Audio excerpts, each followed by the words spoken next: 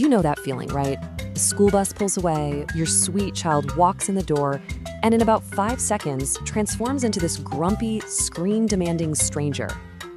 If those hours after school feel more like a war zone than quality family time, I promise you, you are not alone.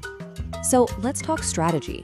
It is time to win this after-school war and bring a little peace back to your afternoons. Does this scene just hit a little too close to home? That daily standoff over the tablet, the TV, the phone, it's such a huge source of stress for so many of us. It's exhausting, it's frustrating, and honestly, most days it feels like you're losing before you've even started. But what's really going on here? Well, there's actually a name for this after-school meltdown, and just understanding it is a game changer. It's called restraint collapse.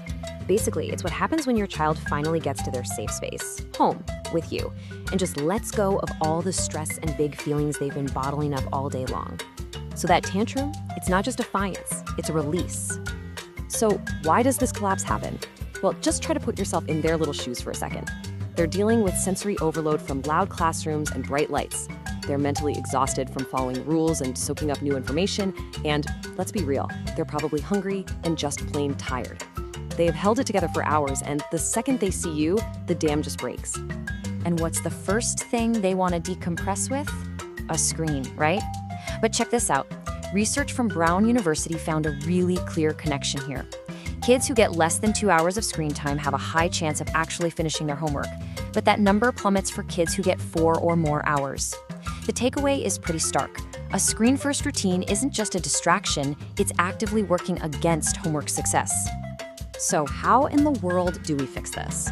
It all starts with a big but really important mindset shift for everyone in the family. We have to start thinking of screen time not as a right, but as a reward.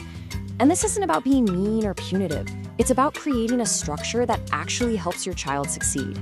And hey, this approach is backed by some serious psychology. It's called the Premack principle, but you probably know it as grandma's rule. It's so simple but so powerful. You have to eat your broccoli before you get your dessert. In our case, you do the less fun thing, homework, to earn the really fun thing, screen time. So what does this look like in the real world? Well, on the left, you've got the old way, the battle. It's all nagging, arguing, and power struggles. But on the right, with the new way, you have a routine. By using grandma's rule, you're not the bad guy anymore. The routine is just the routine. And the result is a much calmer afternoon for everybody.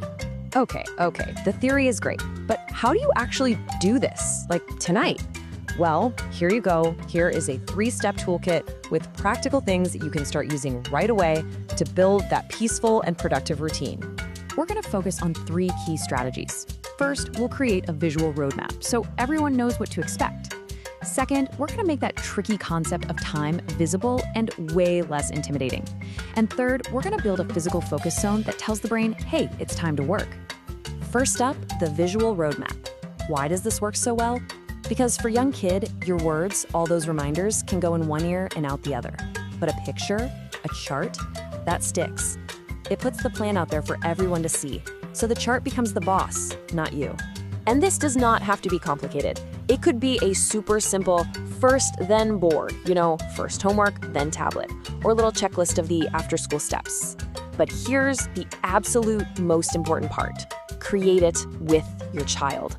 Letting them pick the pictures or decorate the chart gives them a sense of ownership. It makes them part of the team. All right, next up, let's make time visible. For a little kid, hearing you have 20 minutes of homework can feel like hearing you have to work forever. The concept is just too abstract.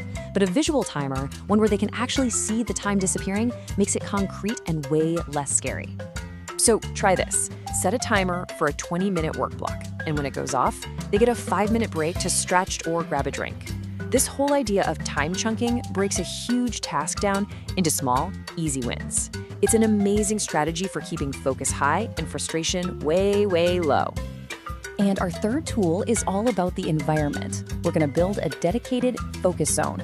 See, our brains love cues, and having a specific spot that's just for homework sends a powerful signal that when we sit down here, we switch into work mode. Now, this doesn't mean you need a whole separate room. It can just be a quiet corner of the kitchen table.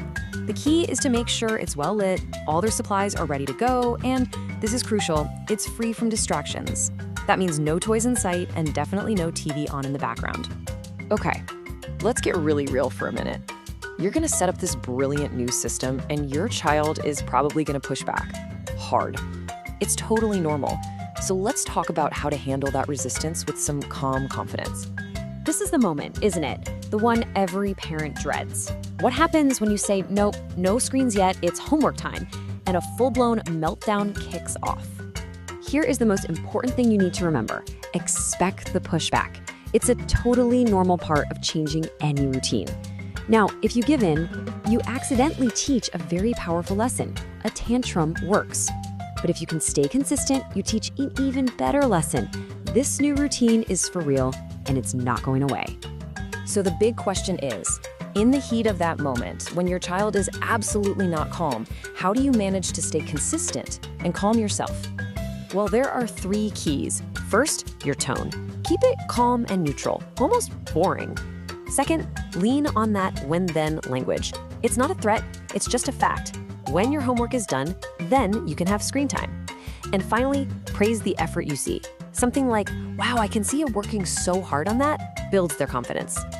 Look, sticking with this isn't always going to be easy, but I promise you the payoff is huge. You're not just solving a homework problem here. You are literally transforming your entire afternoon from chaos into a time of calm, connection, and predictability. This is the goal we're working toward. A home where expectations are clear, where kids learn to manage their tasks, and where privileges are earned, not expected. And that means more independence for them and a whole lot more peace for you. When you boil it all down, it really comes back to one single word: consistency. That is the engine that will power this entire change. It turns that daily chaos into a predictable calm and builds habits that are going to serve your child for their entire life. Because in the end, this was never just about getting a worksheet filled out. This is about teaching your child some of the most important skills they'll ever learn. How to tackle a task they don't feel like doing, how to manage their time, how to regulate their big emotions, and how to feel the satisfaction of earning a reward. And really, what could be more important than that?